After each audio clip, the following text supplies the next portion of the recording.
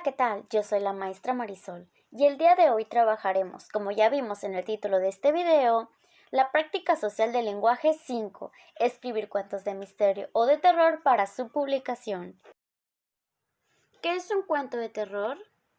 Un cuento de terror o relato de terror es una narración por lo general breve, perteneciente al ámbito literario o al popular, que busca ocasionar al lector sensaciones de miedo y de angustia, a través de la recreación, por lo general de situaciones imaginarias, fantásticas o sobrenaturales.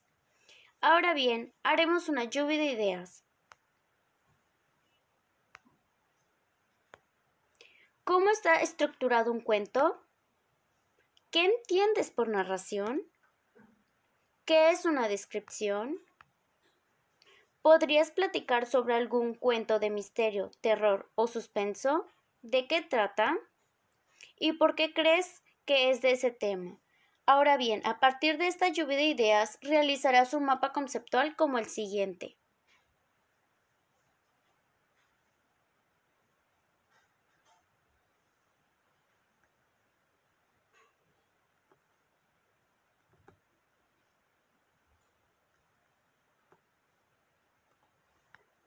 Ahora bien, hablaremos de las características de los cuentos.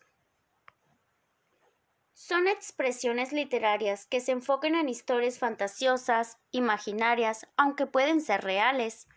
Se enfoca en los patrones de miedo, suspenso, produciendo sensaciones de terror y escalofrío.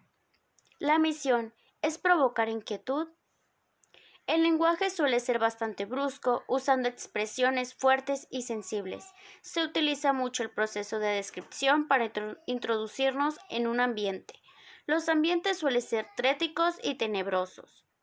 Ahora bien, hablaremos de la estructura de un cuento. Cuentos de terror o misterio. Planteamiento. ¿Qué sucede al principio? ¿Cómo comienza? Se presenta a los personajes y se explica el espacio y dónde se desarrolla la trama. Esto quiere decir que se están presentando los personajes que van a interpretar ese cuento de terror. El espacio sería el lugar, ya sea una casa, en un panteón, en un lago. Ahora, en el nudo y clímax, también se le puede decir desarrollo. ¿Cómo se desarrolla el conflicto? ¿Qué pasa después? Se aumenta el conflicto que se lleva a la siguiente etapa. El clímax es la parte más emocionante, el que te pone los pelos de punta que dices tú, ¿qué va a pasar? Ese es el clímax. Ahora, el desenlace de final. ¿Cómo termina la historia? ¿En qué termina? Se resuelve el conflicto y termina la historia. También hay ocasiones donde el desenlace no tiene un final, simplemente te lo dejan el suspenso, el de qué pasará, y es ahí cuando hay una continuación de ese cuento o libro. Cuentos de terror para cuando estés solito. Lee el siguiente cuento titulado La tinta roja. Si gustas puedes hacerle pausa para que puedas leer tranquilamente.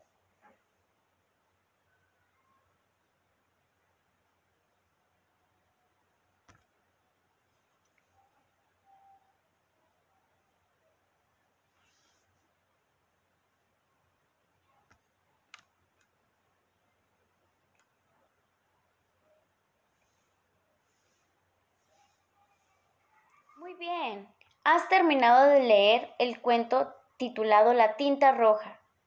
Ahora contesta unas simples preguntas. ¿Cómo comienza? ¿Qué pasa después? ¿En qué termina? ¿Con qué se logra mantener la atención del lector? Al escribir cuentos se emplean algunos recursos que permiten provocar mayor tensión en el lector. Por ejemplo, el uso de adjetivos al describir. Sin adjetivos, la casa en el bosque. Con adjetivos, la casa tenebrosa en el espeso y oscuro bosque. Adjetivos.